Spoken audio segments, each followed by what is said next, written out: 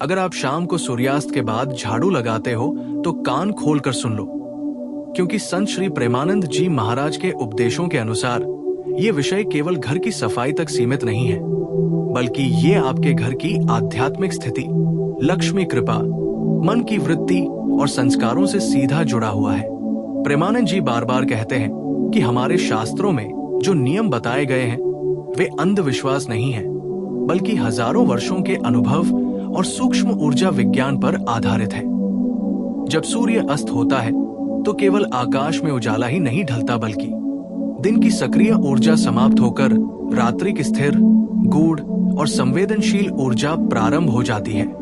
यही कारण है कि सूर्यास्त के बाद घर में किए जाने वाले हर कार्य का प्रभाव कई गुना बढ़ जाता है।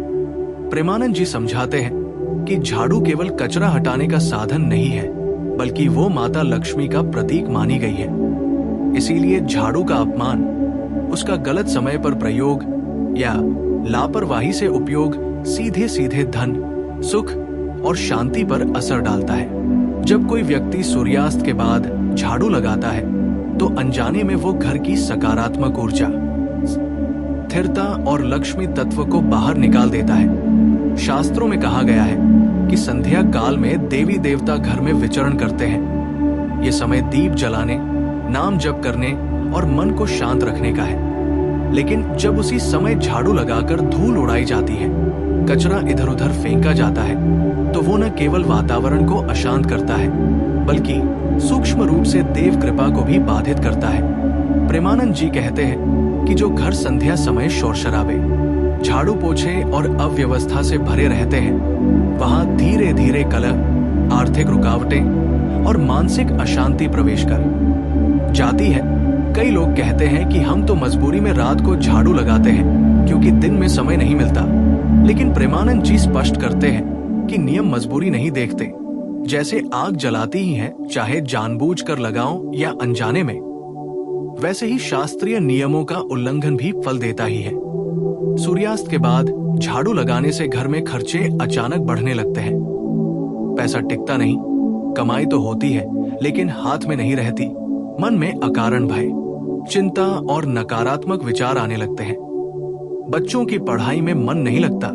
पति पत्नी के बीच छोटी छोटी बातों पर तनाव बढ़ने लगता है। प्रेमानंद जी ये भी बताते हैं कि झाड़ू लगाते समय जो धूल उड़ती है वो केवल मिट्टी नहीं होती, बल्कि उसमें दिन भर की नकारात्मक तरंगें भी होती है।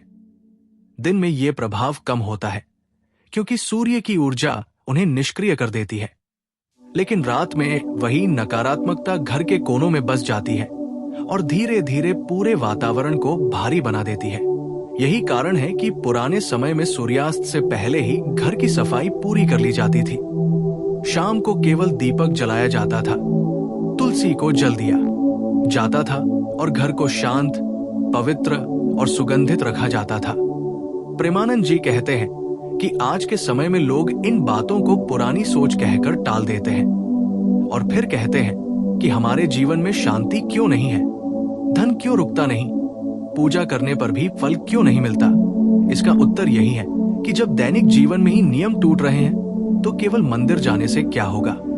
अगर कभी अत्यधिक आवश्यकता पड़ जाए और रात में झाड़ू लगानी ही पड़े तो प्रेमानंद जी एक उपाय भी बताते हैं कि झाड़ू को पूरे घर में न घुमाएं, केवल एक सीमित स्थान की सफाई करें। झाड़ू लगाने से पहले मन ही मन माता लक्ष्मी से क्षमा याचना करें, कोई मंत्र बोले और झाड़ू लगाने के बाद कचरे को रात में घर के बाहर न फेंकें, बल्कि ढककर किसी एक स्थान पर रखें और सुबह सूर्योदय के बाद ही बाहर निकालें।